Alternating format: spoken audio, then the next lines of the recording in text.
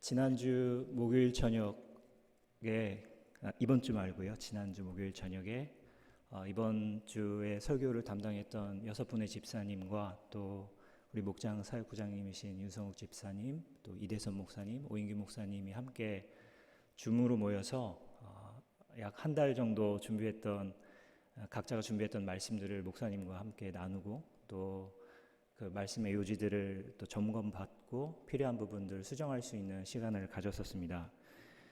저는 사실 그 시간에 너무 준비가 부족해서 어떻게 말씀을 드려야 될까 되게 고민을 하면서 간략하게 말씀을 드렸는데 목사님이 아주 이렇게 꼼꼼하게 체크해 주시고 또 이런 요지로 말씀을 전하면 좋겠다라고 이렇게 가이드라인을 주셔서 너무 큰 도움이 되어서 그 가이드라인에 맞춰서 설교문을 작성하고 지난 주일날 오후에 목사님께 그 설교 원고를 드렸던 것 같습니다. 그래서 설교 원고를 드리면서 추가로 더 수정할 게 있으면 말씀해 주시면 좋겠다는 또 연락을 드렸고, 사실 일주일 내내 이제 새벽 기도를 참석하면서 우리 다른 집사님들이 설교하시는 것을 들으면서 이 목사님한테 또 이제 파이널 피드백을 잘 받으신 모양이다. 너무 설교 말씀들이 은혜롭고 좋아서 그런 생각을 하고 있었는데 어제 오후가 될 때까지 오 목사님으로부터 피드백이 없더라고요. 그래서 나는 그냥 하면 되는가 보다.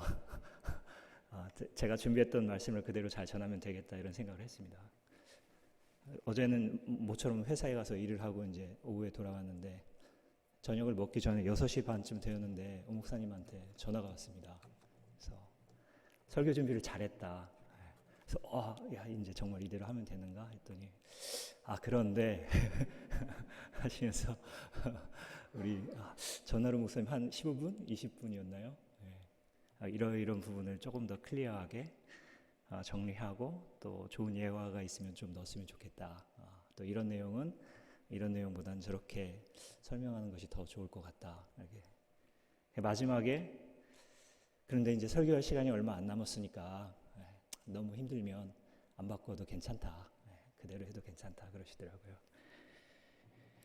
저희 아버지는 70년 넘는 세월을 충청도에서만 계신 정통 충청도 분이십니다. 요즘에도 이제 주중에 계속 통화를 하는데 아버지랑 저랑 이렇게 대화하는 스타일이 이렇습니다. 야, 근이야, 요즘에 제 동생 이름이 승재거든요. 승재가 허리가 아프다는데 전화 좀 한번 해봐. 근데 너 바쁘면 안 해도 괜찮다? 바쁘면 좀 나중에 해라. 천천히 해도 된다. 그러십니다. 그럼 저는 이제 아버지랑 통화를 마치고 전화를 끊은 다음에 바로 제 동생한테 전화합니다. 어디 아프냐?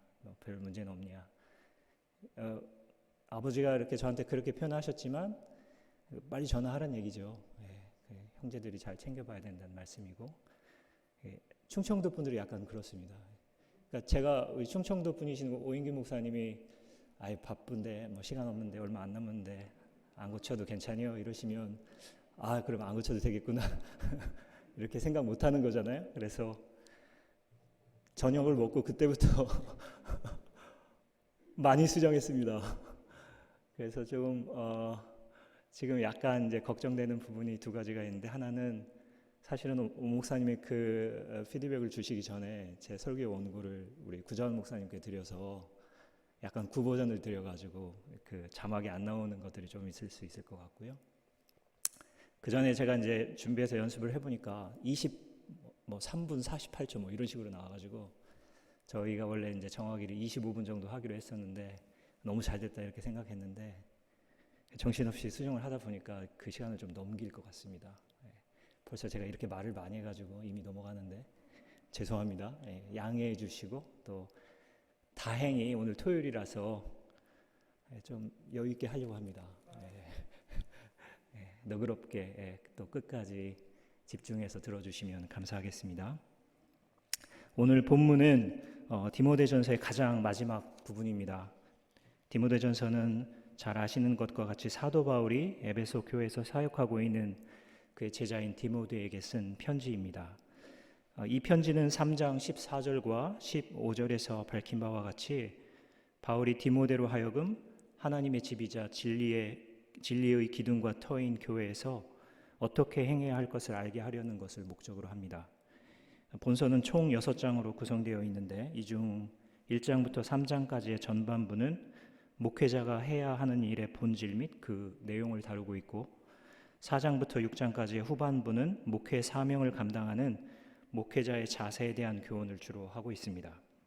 하지만 앞서 이미 여러 집사님들이 말씀하신 것과 같이 이 서신은 디모데 개인에게만 보낸 것이 아닌 에베소 교회에게, 더 나아가 지금 이 서신을 읽고 있는 모든 그리스도인들에게 쓴 편지라고 할 수 있습니다. 1장에서는 목회자의 가장 본질적인 직무가 복음의 진리를 사수하는 것, 곧 이단 사상을 경계하는 일임을 상기시키고 있습니다. 2장과 3장에서는 목회의 내용으로 중보 기도 및 교회 질서와 조직의 문제를 다룹니다. 그리고 4장에서는 거짓 교사들의 잘못된 거짓 교훈을 경계하면서 참 교사로서의 목회자가 무엇에 힘써야 하는지를 교훈하고 있고 5장에서는 목회자가 남성과 여성, 또 노인과 젊은이를 어떤 자세로 대해야 하는지, 또 이와 관련해서 참 과부에 대한 돌봄, 장로들에 대한 예우, 권징의 공정한 시행, 또 믿는 상전을 둔 종들의 자세 등을 이야기합니다. 그리고 6장에 들어서면서 목회자의 진실하고 바른 모습을 교훈합니다. 6장 전반부에서는 부패한 목회자, 곧 거짓 교사들의 부패한 특징들을 언급하면서 무엇보다 부에 대한 욕심을 강하게 경계합니다. 그러면서 참된 목회자는 어떠해야 하는지, 참된 신앙인은 어떠해야 하는지를 이야기하면서 서신서를 마무리합니다. 이러한 배경 가운데서 오늘 읽은 본문의 말씀을 살펴보기를 원합니다. 본론으로 들어가기 전에 저의 개인적인 이야기를 잠깐 드리겠습니다. 저는 2010년 8월 25일에 처음 미국에 왔습니다. 벌써 10년이 이제 넘었네요. 처음에 왔던 지역은 시카고 지역이었습니다. 시카고 다운타운에서 서쪽으로 40분 정도 떨어진 곳에는 미국에서 가장 처음 세워진 알고 내셔널 랩이라는 국립연구소가 있습니다. 이 연구소는 2차 세계대전 당시에 일본에 투하한 원자 폭탄을 처음 개발한 연구소로 알려져 있습니다. 그리고 지금은 미국의 원자력 발전과 관련된 연구와 함께 과학의 거의 모든 분야를 다루는 연구를 하는 곳입니다. 저는 그 알곤 연구소에서 일할 수 있는 연수 기회를 얻어서 미국에 올 수 있었습니다.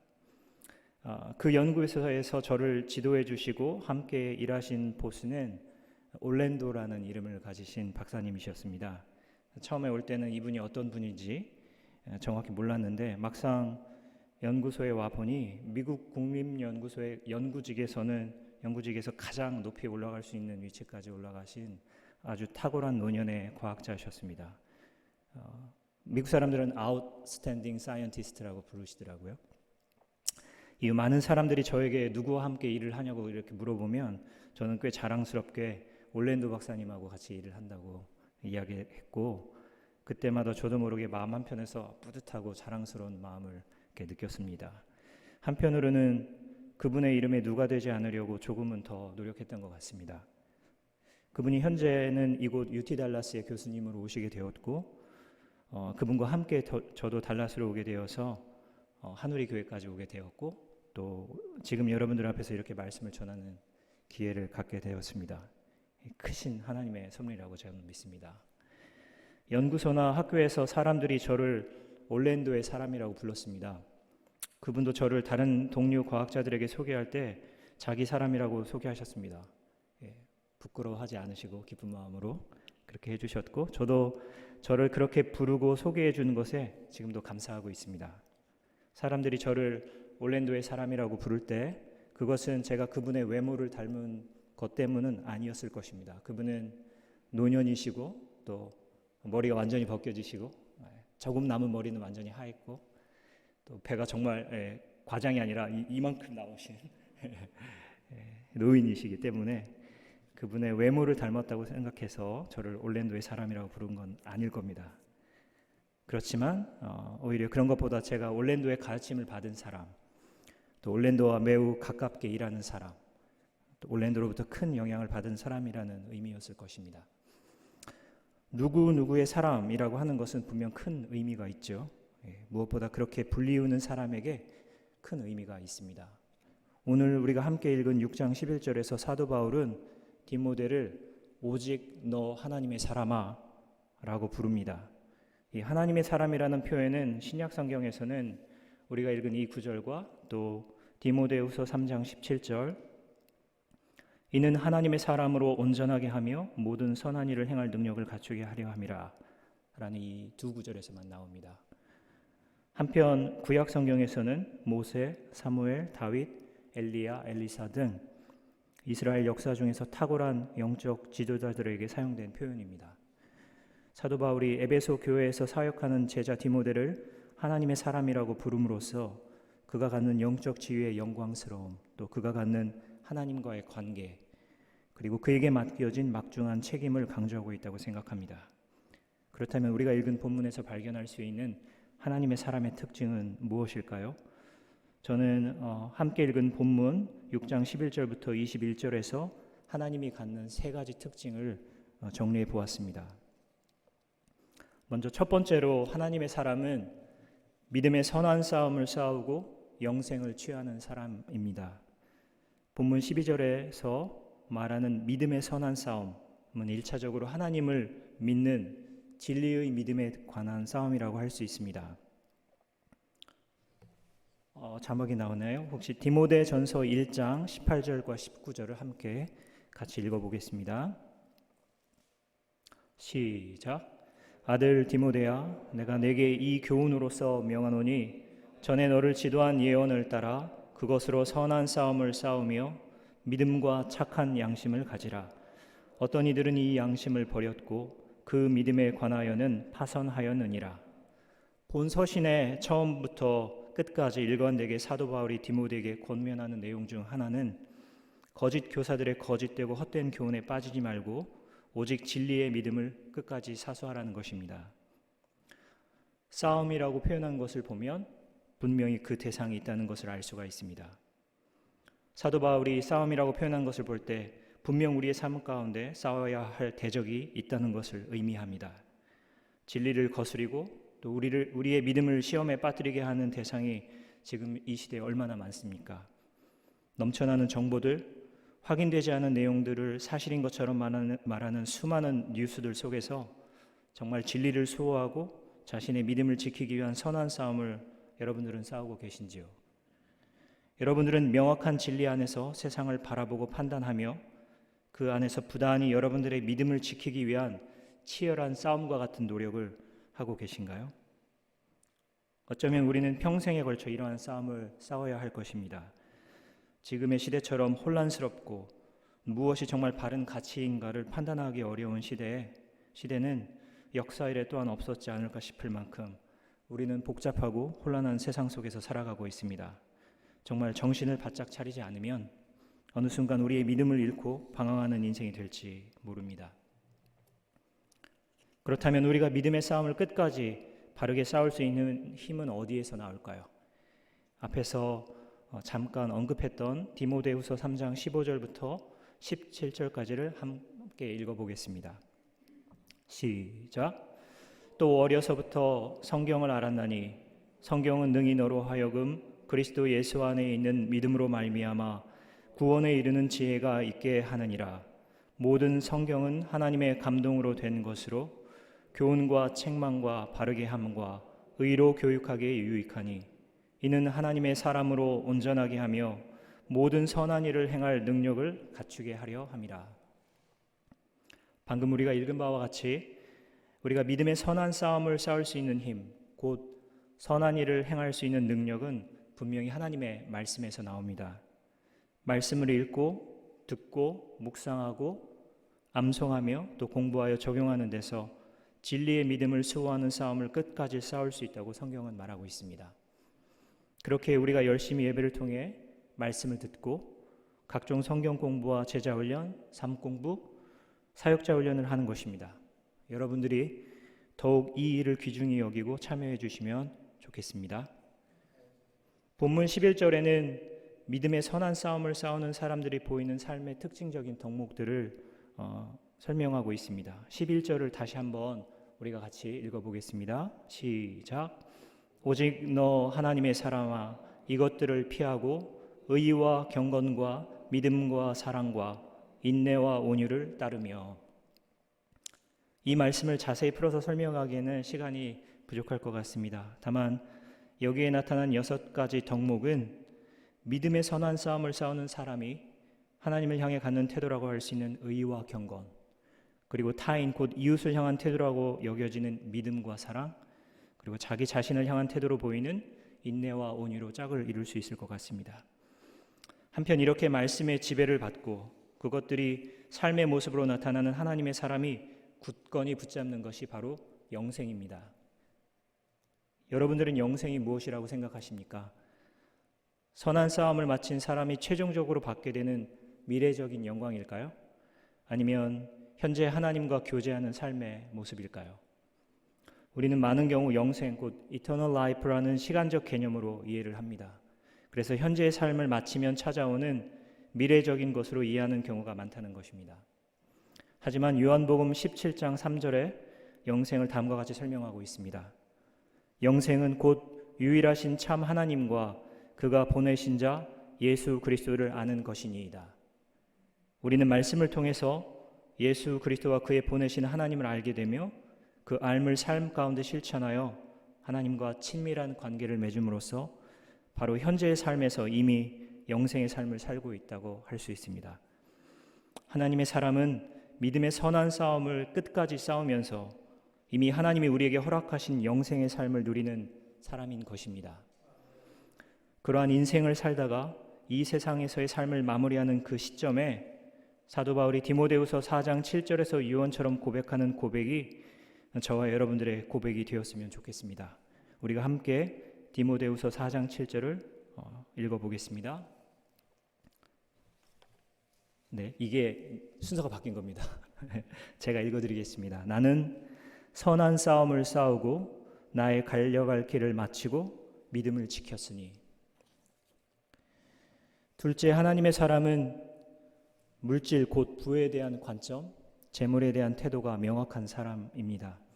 우리가 읽지는 않았지만 본문의 앞절인 디모데전서 6장 3절부터 10절에서는 거짓 교사들의 대표적인 특징들을 언급하고 있습니다. 그들은 다른 교훈을 하며 바른 말, 곧 우리 주 예수 그리스도의 말씀과 경건에 관한 교훈을 따르지 않는데 이들은 교만해서 아무것도 알지 못하고 변론과 언쟁을 좋아하고 또 이로 말미암아 투기와 분쟁, 비방, 악한 생각이 나며 마음이 부패하여지고 진리를 잃어버려 하나님을 따르는 것에 대한 궁극적인 목표를 이익의 방도로 생각합니다.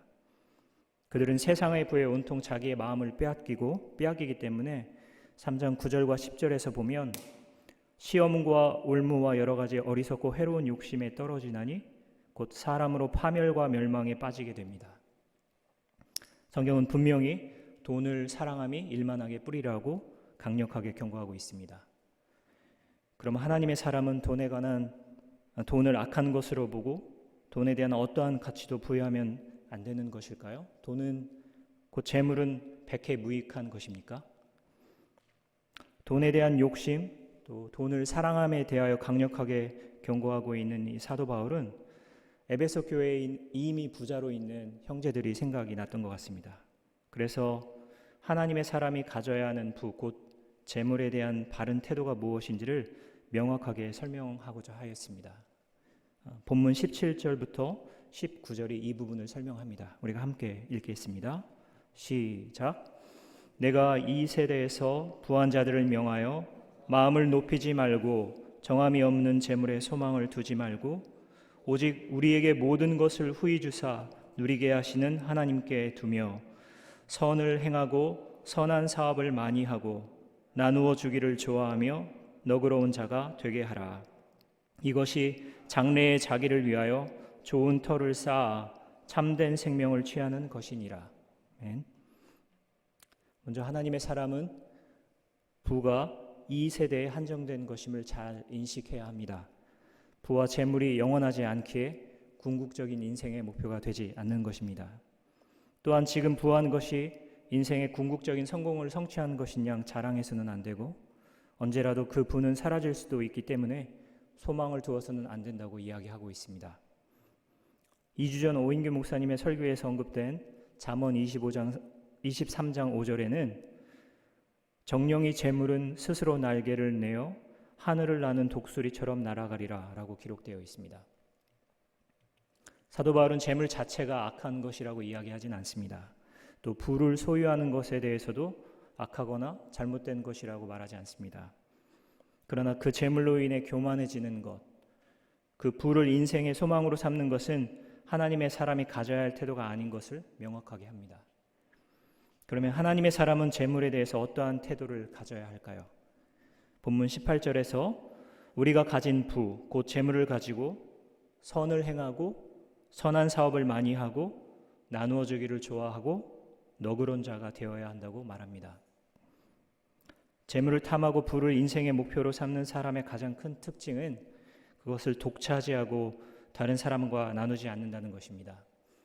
누가복음 16장 19절 20절에 나타난 부자의 모습을 보겠습니다. 한 부자가 있어 자색 옷과 고운 베옷을 입고 날마다 호화롭게 즐기더라.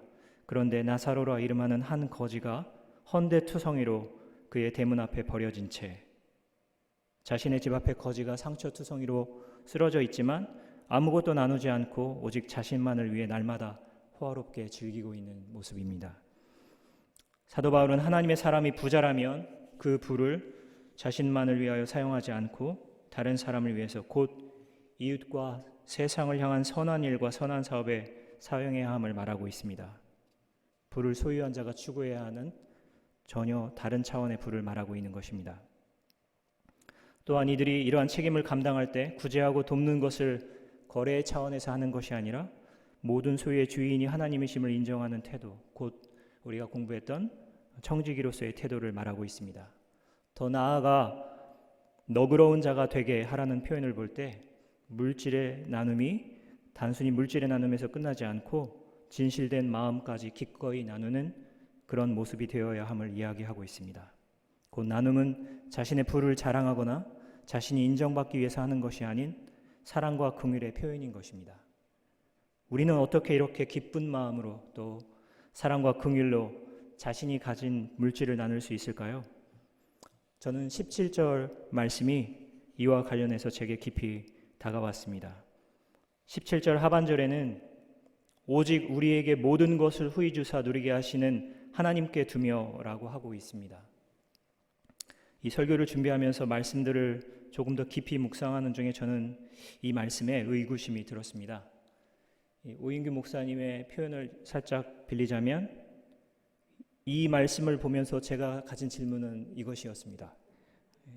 하나님이 우리에게 모든 것을 후히 주사 누리게 하신다라고 하는데 과연 하나님이 저에게 물질을 후히 주신가 싶었습니다. 오인규 목사님 물질을 후히 받으셨나요? 감사합니다. 저희 아버지는 40년 넘게 공무원 생활, 지방에서 공무원 생활을 하시다가 은퇴를 하셨습니다. 또 어머니의 표현을 빌리자면 쥐꼬리만한 월급을 받았는데 저희 할아버지가 일찍 그 직장을 잃으셔가지고 할아버지를 대신해서 거의 한 30년 가까이 그 6명의 동생 뒷바라지를 하시느라고 어머니가 늘 우리 집은 뭐 돈을 모을 수 없었다 이런 말씀을 자주 하셨습니다. 제 기억에 제가 초등학교 때도 중학교 때 그 방 두 칸짜리 이제 마침내 전세를 살게 되었는데 방 한 칸은 저 아버지와 어머니 그리고 저와 제 동생 4명이 쓰고 다른 방 하나는 하숙을 쳤었습니다. 그래서 그렇게 열심히 살아오시는 어머니의 모습이 기억납니다. 저도 2001년부터 지금까지 이제 20년 되는데 한 번도 빠짐없이 월급장이 생활을 해왔고 현재에도 그리 크지 않은 회사에 다니고 있습니다. 제가 직접 무슨 사업을 하거나 또 복권에 당첨되거나 해서 큰 돈을 소유해 본 적은 한 번도 없습니다. 도대체 하나님은 나에게 얼마나 후히 주셨기에 이렇게 표현하신 것일까 생각하고 또 생각해 보았습니다. 그러다 이런 생각이 들었습니다. 질문을 바꿔보았습니다. 내가 도대체 얼마를 받으면 후히 받았다고 할 수 있을까?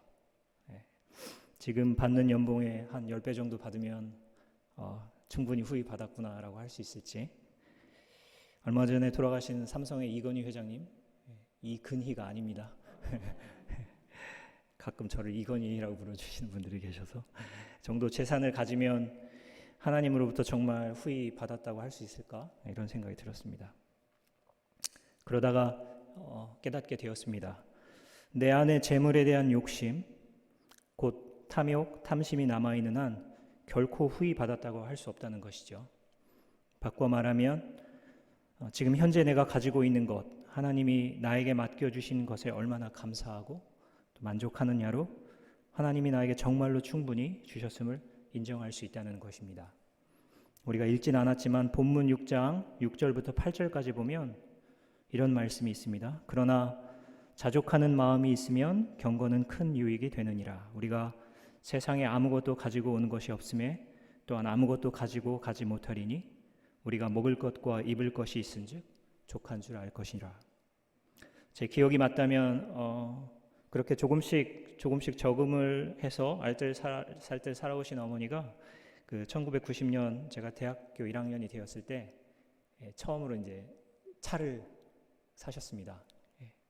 그 이름도 유명한 프라이드 베타 사셨어요. 정말 좋은 차였습니다.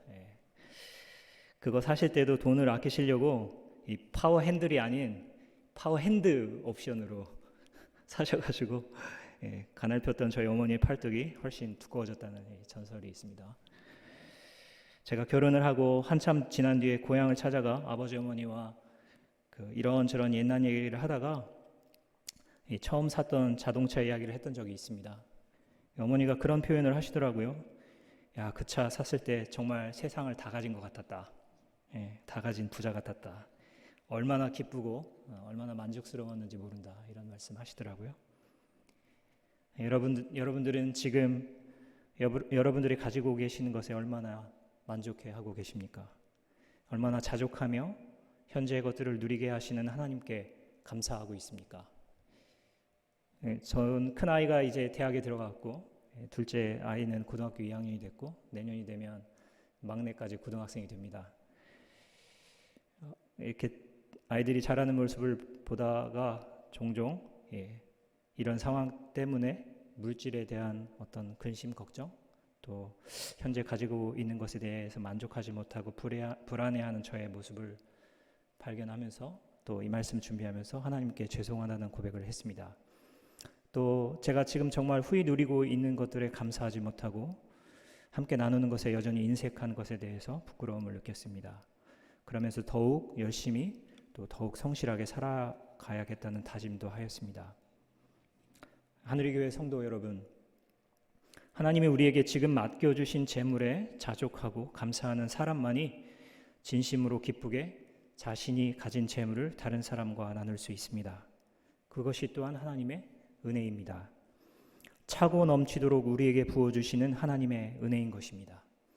죄인 되었던 나를 구원하시기 위해 자신의 모든 것인 그 아들 예수 그리스도를 보내사 십자가에 죽게 하시고 부활하시며 그 사실을 마음으로 믿고 입으로 시인하는 사람들을 구원하시기에 전혀 부족함이 없는 하나님의 은혜 말입니다.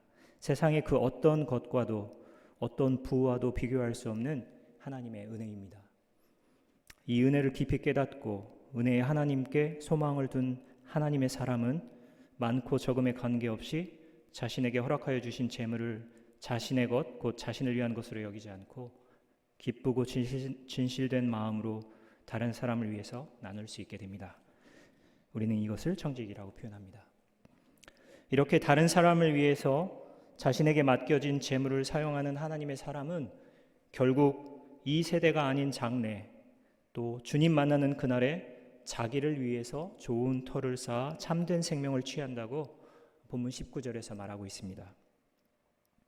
이 세대에서 부한 사람이 자신을 위하여 살지 않고 다른 사람을 위하여 섬기며 나누었더니 역설적으로 장래에 자기를 위하여 살게 되는 것이라고, 저 앞에서 설명한 영생을 누리며 사는 것이라고 사도 바울은 대조하고 있습니다. 너무나도 탁월한 역설적 대조라고 여겨집니다. 마지막 세 번째로 하나님의 사람은 헛된 것을 피하고 동시에 배운 것을 지키는 사람입니다. 본문 20절에 보면 하나님의 사람은 망령되고 헛된 말과 거짓된 지식의 반론을 피하는 사람입니다. 또한 11절에서는 이것들을 피하고라고 하면서 앞서 설명했던 거짓 교사들의 태도와 모습들을 피해야 한다고 하고 있습니다. 디모데가 사역했던 에베소 교회에서 피해야 할 것들이 이러한 것들이었다면 오늘날 우리가 함께하는 한우리교회 또 각 목장에서 피해야 할 것들이 있을 것입니다. 엊그제 목요일 밤 지금 진행하고 있는 제자훈련 2차에서 저희가 5과를 함께 공부했습니다. 5과의 제목은 그리스도인의 성화입니다. 중간에 이런 질문이 나옵니다. 예나 지금이나 예수를 믿어도 하나님의 거룩한 자녀답게 살지 못하는 사람들이 참 많다. 에베소 교인들이 예수를 믿으면서 버리지 못한 죄들을 한번 살펴보자. 아직도 죄인 줄 알면서 끊지 못하는 무엇이 있는가?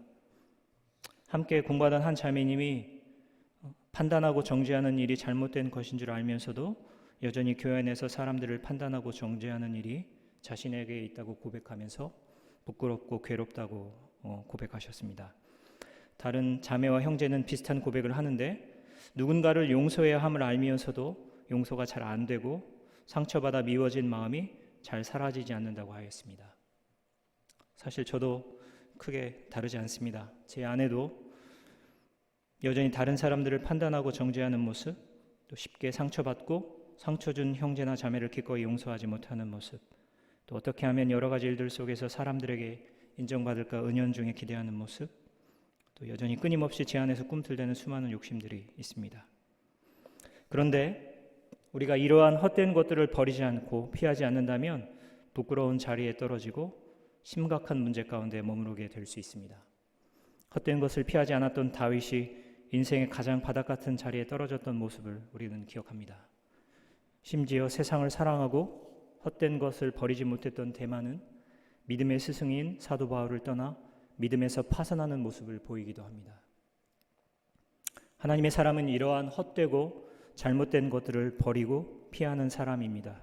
그리고 하나님의 사람은 피하는 어쩌면 소극적인 태도에 머물지 않고 더 나아가 지금까지 이야기했던 내용들 곧 사도 바울이 디모데에게 권면하고 부탁한 것들을 적극적으로 지키는 사람입니다. 이는 동전의 양면과 같아서 피하는 사람은 반드시 지키는 자리로 나아가야 합니다. 우리가 읽은 11절의 짧은 본문에서 사도 바울은 간절한 마음으로 3번이나 디모데를 부르고 있습니다. 11절에서 오직 너 하나님의 사람아, 또 17절에서는 내가, 그리고 20절에서는 디모데야 라고 간절하게 부릅니다. 이 편지를 받는 디모데가 이 부분을 읽을 때 마치 자신의 옆에서 자신을 부르는 바울 사도의 목소리를 듣는 듯 했을 것입니다. 그러한 사도 바울의 부름을 마무리하는 말들이 각각 동일합니다. 14절에서는 이 명령을 지키라, 20절에서는 내게 부탁한 것을 지키라 라고 되어 있습니다.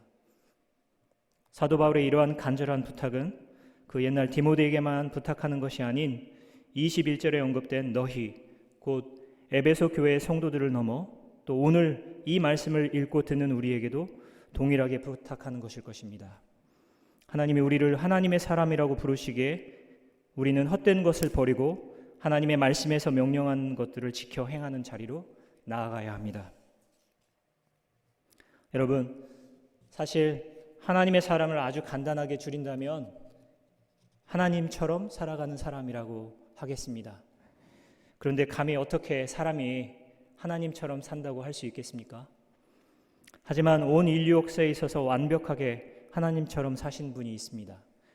아니, 그분은 하나님처럼 사신 것이 아니라 곧 하나님이셨습니다. 그분이 바로 우리의 구원자시요 주님이신 예수 그리스도이십니다. 그리고 이제는 구원받은 우리를 하나님의 사람이라고 불러주십니다. 곧 우리는 예수님을 따라 예수님처럼 살아가는 사람들이 된 것입니다.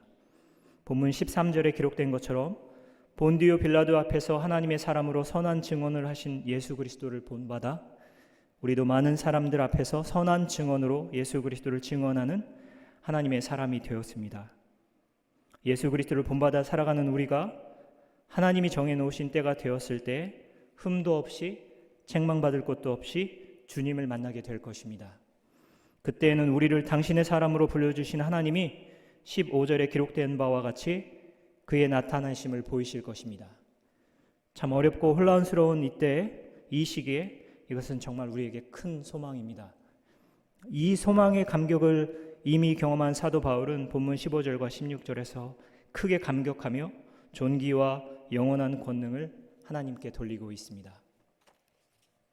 하늘의 교회 성도 여러분, 하늘의 교회 모든 목장 식구 여러분, 우리도 끝까지 진리의 믿음의 싸움을 싸우고 하나님이 우리에게 부어주신 은혜로 말미암아 우리에게 맡겨주신 재물을 더 나아가 시간과 재능을 다른 사람들과 함께 나누고 헛된 것을 피하는 것과 동시에 주님의 말씀과 명령을 지키며 살아가는 하나님의 사람.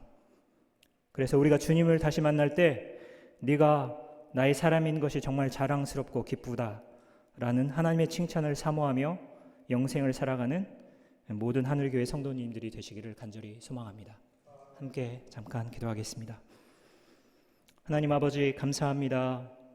특별 새벽 기도회를 통해서 또 디모데전서의 말씀을 통해서 우리를 가르쳐 주시고 그 안에 기록된 내용들을 깨닫게 해주시고 우리가 하나님의 사람으로 교회에서 또 목장에서 목자로 목녀로 목원으로 함께 섬기며 사랑하며 살아갈 수 있게 해주신 것을 참으로 감사드립니다. 하나님 우리를 하나님의 사람으로 불러주신 것이 너무 감사하고 또 늘 그 은혜에 감사하여 우리가 하나님의 사람답게 살아갈 수 있도록 우리를 인도하여 주시옵소서. 모든 존귀와 영광을 우리 하나님께 올려드립니다. 감사하며 예수님 이름으로 기도합니다. 아멘.